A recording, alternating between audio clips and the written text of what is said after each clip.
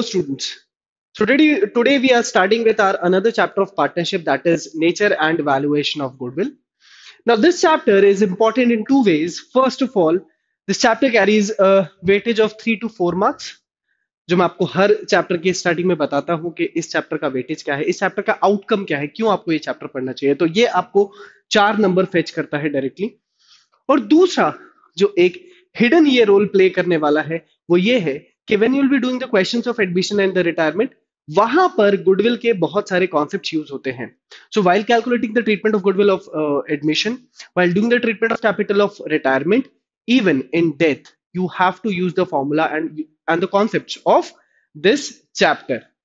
इस वजह से ये चैप्टर आपके लिए डुअल इंपॉर्टेंस कैरी करने वाला है और यही वजह है कि मैं इस चैप्टर को आज यहाँ पे कवर कर रहा हूं।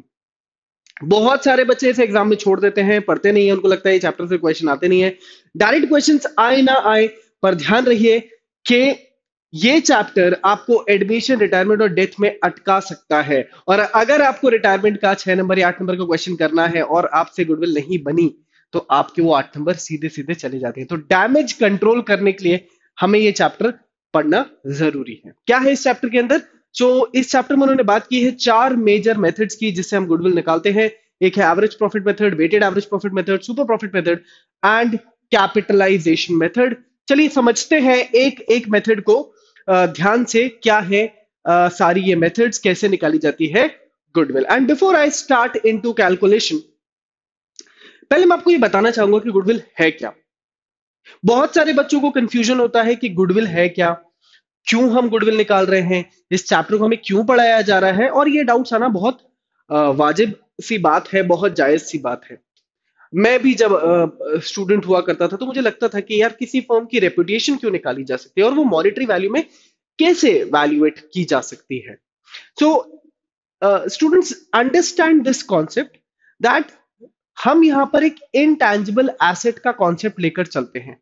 इनटैंजिबल एसेट्स वो होते हैं जो आपकी प्रॉफिट अर्निंग कैपेसिटी या आपकी प्रोडक्टिविटी को इनडायरेक्टली बढ़ा देते हैं। या तो वो आपकी प्रॉफिट अर्निंग कैपेसिटी बढ़ा देंगे या फिर आपकी प्रोडक्शन कैपेसिटी बढ़ा देंगे, सेल्स बढ़ा देंगे, पर ये डायरेक्टली हमें नहीं हेल्प करते। जैसे अगर आपकी फर्म की बहुत अच्छी रेपुटेशन बन जाती है over the period of time, what will happen? The customer will directly start coming into your shops, your sales will increase, and indirectly your profits will also shoot up. तो goodwill एक वही intangible asset की तरह काम करने वाला tool है कि अगर ये जिस फर्म को मिल गई, ये जिस फर्म ने इसे डेवलप कर लिया, जिस फर्म ने गुडविल हासिल कर ली, वो firm by default profits earn करने लग जाएगी। ऐसी कोई फर्म नहीं है जिसके पास गुडविल है बट वो प्रॉफिट नहीं अर्न कर पा रहे हैं या उनकी सेल्स मिसमैच हो रही हैं या कम जा रही हैं। जितनी भी फर्म्स जिनके पास गुडविल है, जो ब्रांड है आज की तारीख में जिन्हें हम ब्रांड्स बुलाते हैं, they are into profits on higher side. तो गुडविल मतलब रेपुटेशन ऑफ द ऑर्गेनाइजेशन। अभी रेपुटेशन को हम मॉनेटरी वैल्यू में क्यों निकाल रहे हैं? क्योंकि हम यहां पे बात कर रहे हैं रिकॉन्स्टिट्यूशन ऑफ फर्म की। हम जब आगे जो चैप्टर्स पढ़ने वाले हैं उसमें रिकॉन्स्टिट्यूशन ऑफ फर्म होने वाला है। दैट मींस हम हमारी पूरी की पूरी पार्टनरशिप फर्म को रिकॉन्स्टिट्यूट करने जा रहे हैं, रीस्टार्ट करने जा रहे हैं, क्योंकि एडमिशन हो रहा होगा या इनकी डीड चेंज हो रही होगी या रिटायरमेंट हो रहा होगा। कोई भी रीजन हो जिसकी वजह से फर्म को आपको रिकॉन्स्टिट्यूट करना पड़ रहा है, रीस्टार्ट करना पड़ रहा है, उसकी वजह से आपको कुछ मैंडेटरी अकाउंट्स के कॉन्सेप्ट्स पे ध्यान देना होता है, आपको कुछ मैंडेटरी कैलकुलेशंस करने होते हैं, वरना आप रिकॉन्स्टिट्यूशन नहीं कर सकते। जिनमें से एक है वैल्यूएशन ऑफ गुडविल।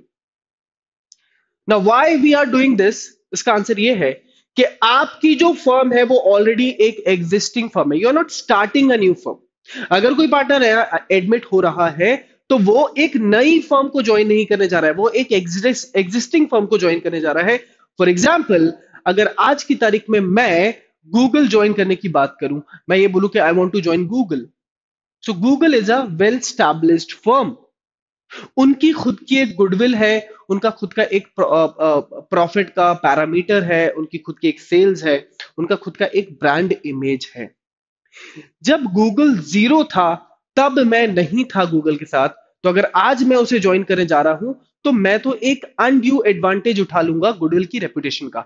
मेरे जाने से गुडविल को कोई फायदा, गूगल को कोई फायदा हो या ना हो, पर मुझे तो डेफिनेटली फायदा हो जाएगा, क्योंकि गूगल एक ऐसी फर्म है जो बाय डिफॉल्ट प्रॉफिट्स में चल रही है।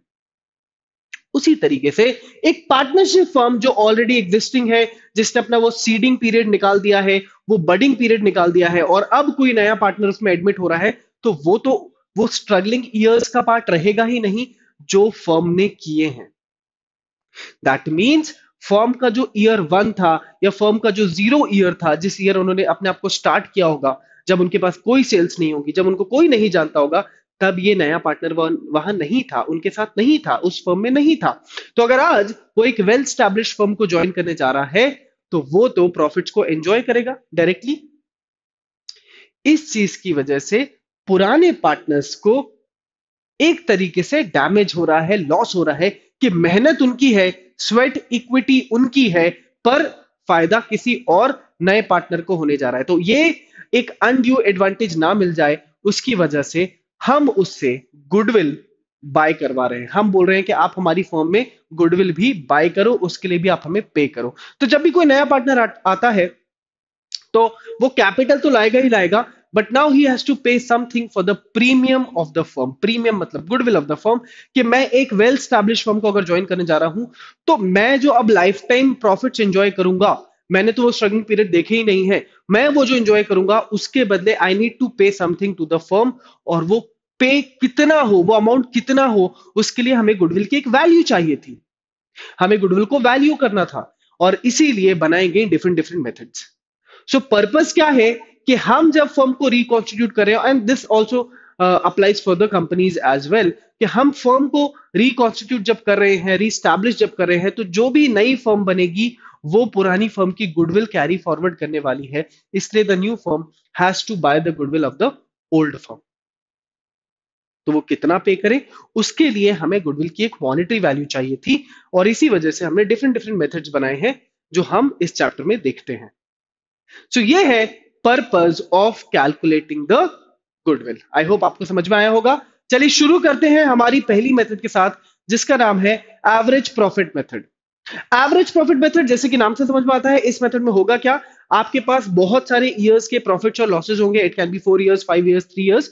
आपको उन सारे प्रॉफिट्स और लॉसेस का नेट टोटल निकालना है। Net total, you all understand, that means अगर लॉस है तो माइनस हो जाएगा और प्रॉफिट्स है तो ऐड हो जाएंगे। तो जो भी नेट टोटल है वो निकालने के बाद हम उसे डिवाइड कर देते हैं नंबर ऑफ ईयर्स से, तो हमें एवरेज प्रॉफिट मिल जाता है, हमारी फर्म का एवरेज प्रॉफिट मिल जाता है, कि ऑन एन एवरेज हमारी फर्म कितना प्रॉफिट अर्न कर रही है। और उस बेसिस पे अगर हम गुडविल निकाल रहे हैं, तो वो कहलाता है एवरेज प्रॉफिट मेथड। चलिए फॉर्मूले से समझाता हूं मैं आपको कि ये मेथड कैसे काम करती है। सो ये है एवरेज प्रॉफिट मेथड। इसमें 2 स्टेप्स हैं, इसी के हिसाब से आप गुडविल निकाल देते हैं। बहुत ही सिंपल सी मेथड है ये, one of the simplest method है गुडविल निकालने की, जहां पर आप स्टेप 1 में कैलकुलेट करते हैं एवरेज प्रॉफिट लाइक दिस। जितने भी ईयर्स के आपके पास प्रॉफिट्स होंगे, आप उन सब का नेट टोटल निकालेंगे, divide by number of years करेंगे, आपको एवरेज प्रॉफिट मिल जाएगा। और वहीं स्टेप 2 में आपको मिल जाती है गुडविल। उसके लिए आपको चाहिए एवरेज प्रॉफिट, जो आपको स्टेप 1 से मिल गया होगा, and then you will multiply it by number of purchase years. अब इसमें बहुत सारे कंफ्यूजन है कि सर परचेज ईयर्स क्या होता है। तो अभी समझने के लिए 12th लेवल पे आप ये समझ लो कि परचेज ईयर्स पहले तो आपको क्वेश्चन में दिया रहेगा। It can be in fraction also, it can be in percentages also, but technically speaking purchase years is the number of years जितने ईयर्स की गुडविल बाय की जा रही है बाय द न्यू फर्म, या जितने ईयर्स की गुडविल हम निकालना चाह रहे हैं, ऐसा समझ लो। तो उसको हम परचेज ईयर्स बोलते हैं। ये ऑलरेडी कैलकुलेट किया जाता है, वैसे इसको कैलकुलेट करने के बहुत डिफिकल्ट फॉर्मुलेज होते हैं, स्टैटिस्टिकल मेथड्स होती हैं, तो वो सब में हमें नहीं पढ़ना है, वो क्वेश्चन हमें ऑलरेडी दे देगा। तो ये 2 स्टेप से आपको मिल जाता है आपका goodwill by average profit method. अब यहां पर एक चीज का आपको और ध्यान रखना है, कि हमें इस पूरे प्रॉफिट्स के कैलकुलेशन में will be focusing only on the normal profits of the firm. That means अगर किसी ईयर के प्रॉफिट में कोई एबनॉर्मल लॉस एडजस्ट हुआ है, या कोई एबनॉर्मल प्रॉफिट एडजस्ट हुआ है, तो आपको रिवर्स करने की जरूरत है। Now what are abnormal losses और एक्सपेंसेस, लाइक आपकी फर्म में आग लग गई, बहुत बड़ा कोई डैमेज हो गया है, कोई एक्सीडेंटल लॉस हो गया है, लॉस बाय थेफ्ट हो गया है, आपका जो स्टॉक है वो डैमेज हो गया है, ऑब्सोलीट हो गया है। ऐसे कोई भी लॉसेस जो रेगुलर कोर्स ऑफ बिजनेस में इंसिडेंटली होते हैं, रेगुलरली नहीं होते, like natural disasters, like political disturbances की वजह से आपको 1 महीने तक अपना फर्म बंद रखना पड़ा और आपका लॉस हो गया, एम्प्लॉयज ने स्ट्राइक कर दी उसकी वजह से डैमेज हो गया, किसी एम्प्लॉय ने रैंडमली बिजनेस आपके ऑर्गेनाइजेशन को रिजाइन कर दिया और आपको उसको लमसम वॉलटरी रिटायरमेंट कंपनसेशन पे करना पड़ गया, किसी वर्कर के साथ फैक्ट्री में एक्सीडेंट हो गया। तो इस तरीके के बहुत सारे इरेगुलर एक्सपेंसेस, को इंसिडेंटल एक्सपेंसेस, या हम बोल सकते हैं कॉन्टिजेंट एक्सपेंसेस, जिनको हम जानते नहीं थे कि हो जाएगा बट हो गया, उन्हें अगर किसी पर्टिकुलर ईयर में माइनस किया गया है तो वो आपको वापस प्लस करना पड़ेगा, क्योंकि वो एबनॉर्मल लॉस है, वो बार बार नहीं होगा, वो उस पर्टिकुलर ईयर में ही हुआ है। इसी तरीके से कोई भी एबनॉर्मल इनकम्स है तो उन्हें वापस आपको हटाने के लिए माइनस करना पड़ेगा, क्योंकि वो किसी भी ईयर में अगर एडेड है तो उस ईयर का प्रॉफिट एबनॉर्मल प्रॉफिट दिखेगा, ना कि रेगुलर प्रॉफिट। तो ऐसे एबनॉर्मल इनकम्स और गेन्स को आपको सब्ट्रैक्ट करना है जो उस पर्टिकुलर ईयर में ऐड हुए हैं, और in the same pattern if there are any abnormal losses and expenses then they have to be reversed, तो उन्हें आपको वापस ऐड करना पड़ेगा। बट अगर कोई नॉर्मल एक्सपेंस स्किप हो गया है, like wages, like salaries, like taxes, तो हम उन्हें रेगुलर माइनस करेंगे जैसे करते हैं। इन इस पर्टिकुलर पोर्शन का आपको बहुत ध्यान रखना है while calculating this net total profits, क्योंकि ये एडजस्टमेंट्स आपको मिलेंगे ही मिलेंगे अगर आपको गुडविल का क्वेश्चन मिलता है तो।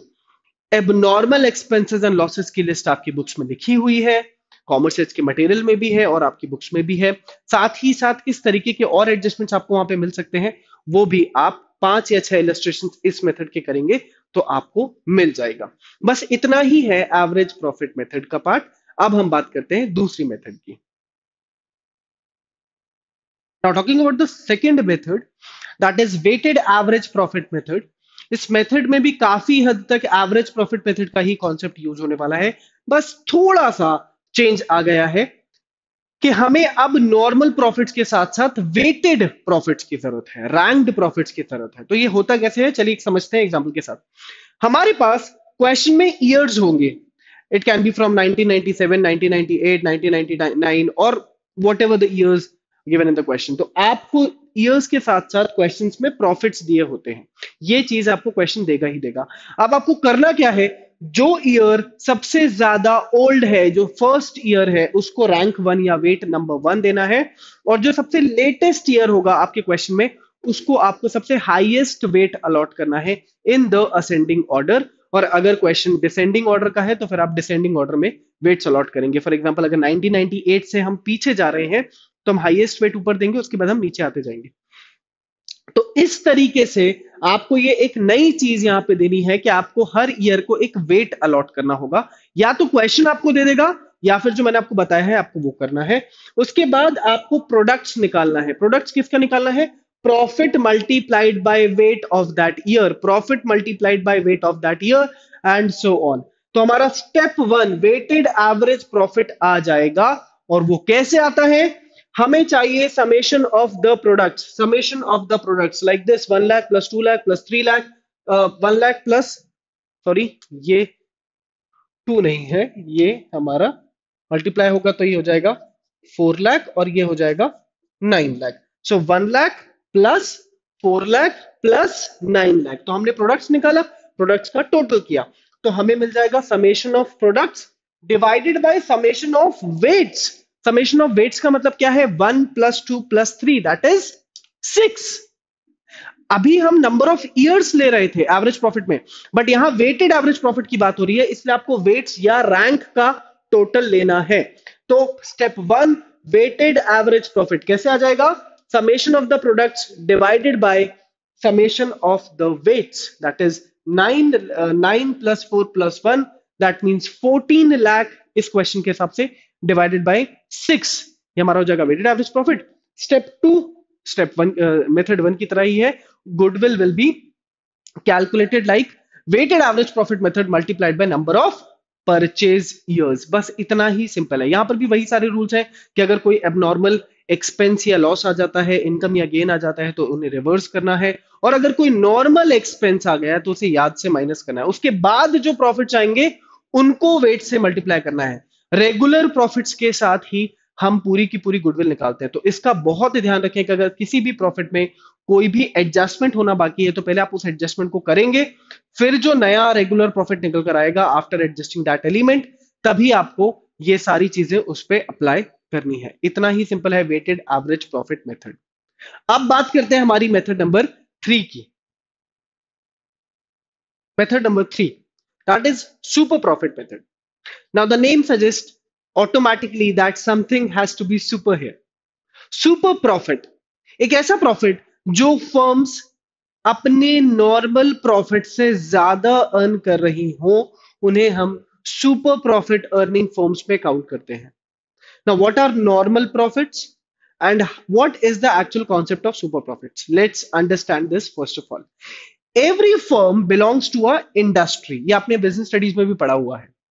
अगर मैं बात करता हूं किसी कार मेकिंग कंपनी की लाइक टेस्ला, तो वो अपनी इंडस्ट्री के अंदर का एक पार्ट है। इंडस्ट्री का यहां पे मतलब हुआ all those companies which are into the manufacturing process of cars. तो टेस्ला के लिए इंडस्ट्री हुई automobile industry. HDFC Bank is a part of banking industry, and in the same pattern, if we talk about any if I say Maggie or if I say Nestle, Nestle is a part of FMCG industry, fast moving consumer goods. Clear?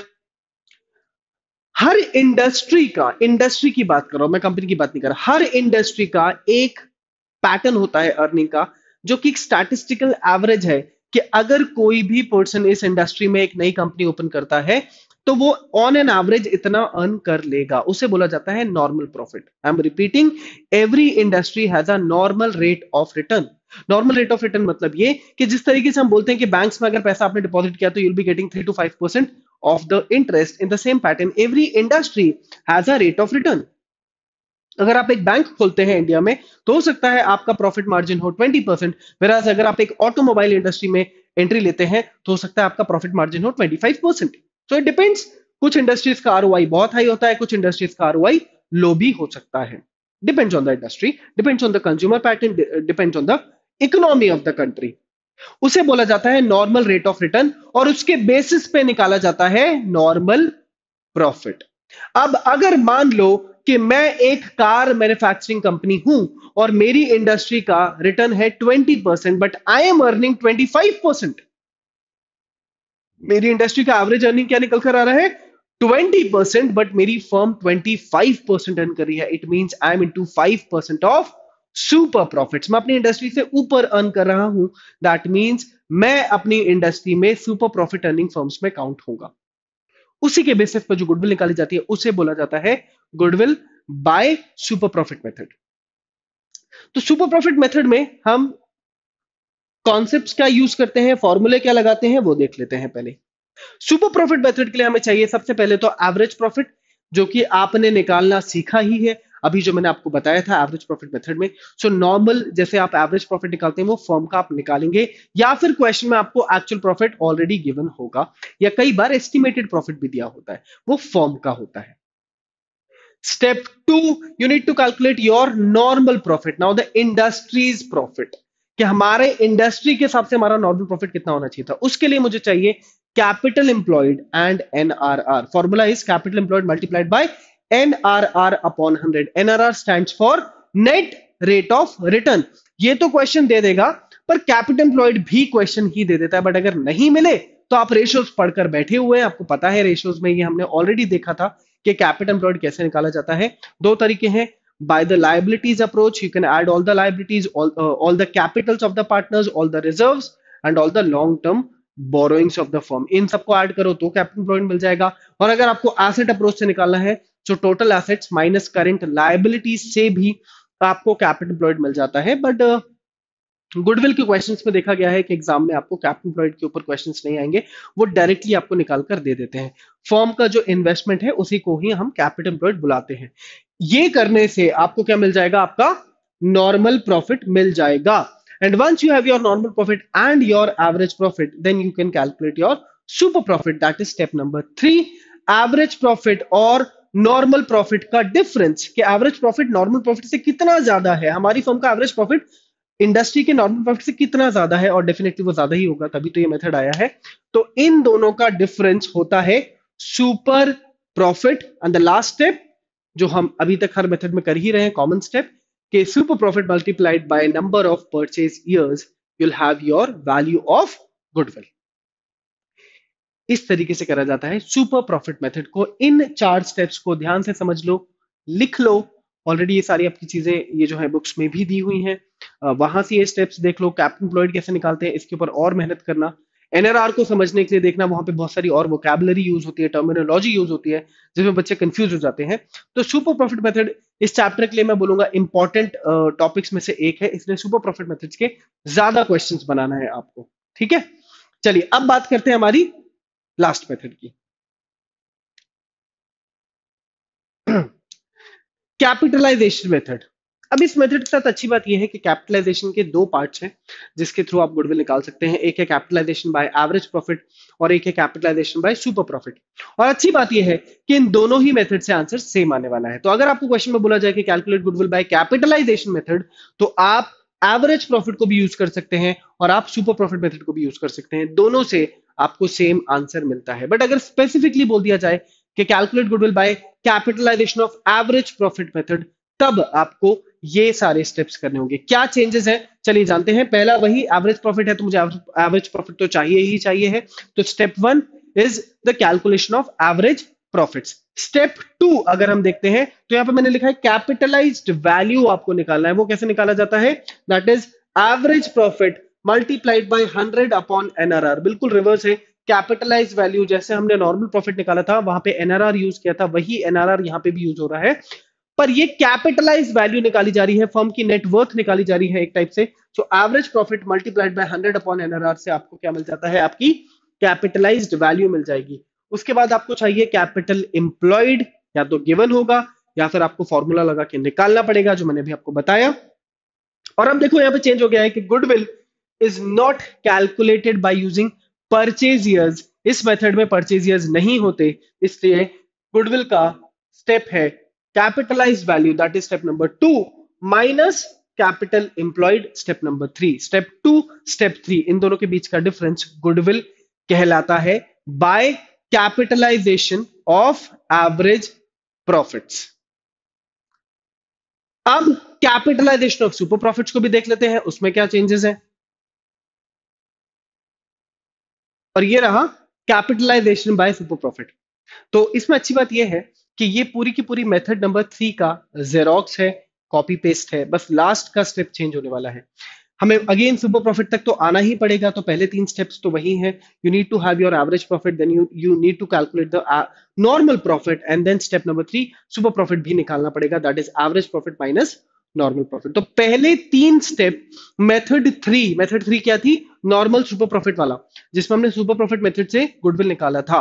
तो step वहां पे जो पहले 3 step थे, वही 3 step यहां पर भी यूज हो रहे हैं। तो अगर आपको स्टेप मेथड 3 याद हो गई है, तो आपको capitalization method by super profit भी याद हो गई है। बस देखिए लास्ट का स्टेप बदल गया है। वहां पे हम क्या कर रहे थे, वहां पे हम कर रहे थे super profit multiplied by number of purchase year. यहां पे क्या करना है, super profit multiplied by 100 upon NRR. सिर्फ इतना चेंज है, 100 अपॉन एनआरआर, और वहां पे है नंबर ऑफ परचेज ईयर। बाकी ये दोनों मेथड्स एग्जैक्टली सेम है, capitalization of super profit and super profit method बिल्कुल की बिल्कुल बिल्कुल ऑलमोस्ट 90% सेम है, सिर्फ लास्ट स्टेप चेंज हो रहा है। अब अगर आपसे क्वेश्चन आ जाए कि कैपिटलाइजेशन मेथड से गुडविल निकालो, क्वेश्चन बोला जाए, आपको बोल रहे हैं एग्जाम में कि कैपिटलाइजेशन मेथड से गुडविल निकालो, तो मैं रिकमेंड करूंगा कि ये वाला करो, क्योंकि आपको इसकी ज्यादा प्रैक्टिस है, आपको सुपर प्रॉफिट निकालने की ज्यादा प्रैक्टिस है, आप इसके क्वेश्चन ज्यादा बनाएंगे अभी, तो आपको इसका कैपिटलाइजेशन भी as compare to average profit जल्दी बन जाएगा। और यहाँ पे मार्जिन ऑफ एरर भी कम है as compare to capitalization of average profits, क्योंकि वहां पर आपको कैपिटलाइज वैल्यू चाहिए, वहां पर आपको कैपिटल एम्प्लॉयड चाहिए, वहां पर आपको 2 फॉर्मूले याद रखने हैं। पर यहां पर तो आपने मेथड ऑलरेडी पढ़ी हुई है सुपर प्रॉफिट्स में, तो आई रिकमेंड कि ये वाली मेथड कर कराना अगर क्वेश्चन में कैपिटलाइजेशन मेथड आता है। बट अगर स्पेसिफिकली बोल देते हैं कि calculate goodwill by capitalization of average profits, तो फिर हम कुछ नहीं कर सकते, फिर तो हमें वही मेथड अप्लाई करना पड़ेगा। इतना ही है ये पूरा का पूरा चैप्टर, ये 4 मेथड्स हैं और बहुत सिंपल मेथड है और सिंपल चैप्टर भी है, जैसे कि मैं आपको स्टार्टिंग में बता रहा था। अगर इस चैप्टर से मुझे पिक करना हो कि क्या क्या इंपॉर्टेंट है, तो थ्योरी में मैं यहाँ से एमसीक्यू पिक करूंगा, क्योंकि बहुत हाई चांसेस हैं कि यहाँ से ऑब्जेक्टिव्स तो पूछे ही जाएंगे। और प्रैक्टिकल्स में I will go with 2 methods, जिसमें मैं फोकस करूंगा कि आप सुपर प्रॉफिट मेथड की बहुत सारी प्रैक्टिस करें, और यहाँ पर ये जो capitalization method by super profit है, इसकी भी अच्छी खासी प्रैक्टिस करें। इनके चांसेस ज्यादा हैं as compare to normal average profit method and weighted average profit method के क्वेश्चन आने की। अगर आप उनकी भी प्रैक्टिस करें तो वहां पर भी एडजस्टमेंट वाले क्वेश्चन पे ज्यादा प्रैक्टिस करें, जहां पर आपको नॉर्मल आइटम्स देखने को मिल रहे हैं, कुछ स्किप हो गया है, कोई एडजस्टमेंट है, इस तरीके के क्वेश्चन ज्यादा बनाए। नॉर्मल जो इलस्ट्रेशन है, पहले 2-3 इलस्ट्रेशन जो होते हैं बहुत सिंपल सिंपल होते हैं, उससे बेटर है कि आप डायरेक्टली हाई लेवल इलस्ट्रेशन पे चले जाए। So this is the complete chapter of goodwill. I hope आपको समझ में आया होगा, और जो मैंने आपको बताया उसकी आप प्रैक्टिस भी करेंगे। That's all for the day. अब मैं मिलूंगा आपको नए सेशन में।